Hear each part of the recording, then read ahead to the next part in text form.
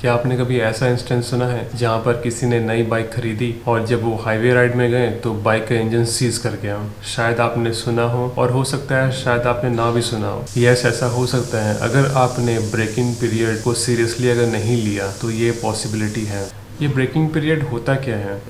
ये breaking period बहुत ही critical चीज़ है, ये कंपनी भी कहती है। एक्चुअली जब इंजन बनता है तो जो कंपोनेंट्स होते हैं बहुत उसका जो है क्लियरेंस होता है वो टाइटर होता है, ठीक है। तो जिसकी वजह से वो उतना फ्री नहीं होता है, तो हमें ब्रेकिंग पीरियड फॉलो करना होता है। ये कब से कब तक का होता है? ये 0 से लेके अप टू 1000 किलोमीटर तक का होता है। और इसको फॉलो करना इतना ज़्यादा इम्पॉर्टेंट है कि यही पीरियड जो है अप टू 1000 किलोमीटर ये डिटरमाइन करेगा कि आपकी इंजन की जो लाइफ है वो कैसे होने वाली है। और मेरे से बेहतर जो ऑनर्स मैनुअल है वो एक्सप्लेन कर सकती है। और अगर आप जाएंगे पेज 63 में तो यहाँ पे क्लियर कट लिखा हुआ है, there is never a more important period in your life of your engine than the period between 0 to 1000 kilometers. For this reason you should read the following material carefully.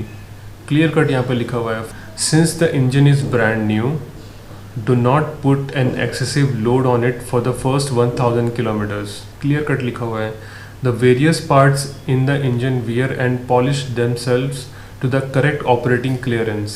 During this period, prolonged full throttle operation or any condition that might result in engine overheating must be avoided. Clear cut लिखा हुआ है कि जो engine के components होते हैं वो थोड़ा टाइटर क्लियरेंस होता है उनका, क्योंकि उनको भी पता है कि जब बाइक चलेगी तो वो घिसेंगे तो वो अपनी जगह अपना जो है सेट ले लेंगे अपने तरीके से, इसलिए थोड़ा सा टाइटर रखा जाता है। तो उसको फ्री होने के लिए कम से कम आपको 1000 किलोमीटर का देना है टाइम पीरियड। एक्चुअली में उसे फ्री होने में तो 10,000 किलोमीटर लग जाता है। 10,000 किलोमीटर के बाद जो है इंजन पूरी तरीके से फ्री हो चुका है होता है, लेकिन जो 1000 होते हैं उनमें थोड़ा सा ध्यान में आपको रखना होता है। और वही पीरियड होता है जब आपका जो इंजन है वो बहुत ज़्यादा गर्म होता है, इसलिए कुछ कंप्लेंट्स आती हैं कि इंजन बहुत ज़्यादा ओवरहीट हो रहा है। तो ऐसा कोई घबराने की कोई दिक्कत नहीं है, वो 1000 किलोमीटर तक ही आपका होगा, उसके बाद जो है इंजन का टेम्परेचर नॉर्मल हो जाएगा, ठीक है। तो ये तो हो गया ब्रेकिंग पीरियड होता क्या है, ठीक है, ये क्यों क्रिटिकल है। अब समझते हैं कि इसको करना कैसे है। देखिए, कंपनी जो रेकमेंड करती है वो भी यहाँ पर क्लियर कट लिखा हुआ है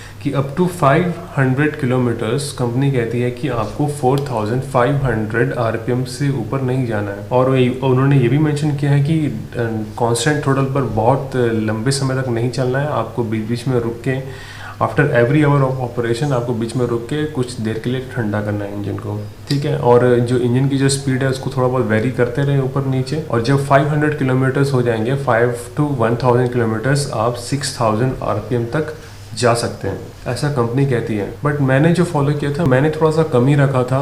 अगर वो कह रहे हैं कि जैसे 4500 kilometre 4500 RPM up to 500 kilometres कह रहे हैं, तो मैं 4000 आरपीएम तक जाता था। और जो 500 किलोमीटर्स के बाद 6000 मेंशन किया हुआ है, तो मैं 5500 आरपीएम तक ही रखता था। जितना वो लोग कहते थे उससे थोड़ा कम ही रखता था। तो इसमें आपको पेशेंस रखने की ज़रूरत है। अगर आपने इसको अच्छे तरीके से फॉलो कर लिया तो डेफिनेटली आपकी इंजन की जो लाइफ है वो बेटर होने वाली है। और कंपनी बाद में ये भी मेंशन करती है कि the vehicle can now be operated normally. तो क्या आपको ऐसा करना चाहिए कि जैसे ही आपके 1000 किलोमीटर पूरे हो गए तो आप उसको 100-200 पे ले जाओ? नहीं, ऐसा नहीं करना है आपने। करने को आप कर सकते हैं, बट मैंने ऐसा नहीं किया था। मैंने 1000 किलोमीटर के बाद भी थोड़ा बहुत कंट्रोल में ही रखा, मतलब मैं लेके गया ऊपर, लेकिन 70-80 की स्पीड तक ही, ठीक है, उससे ज़्यादा नहीं।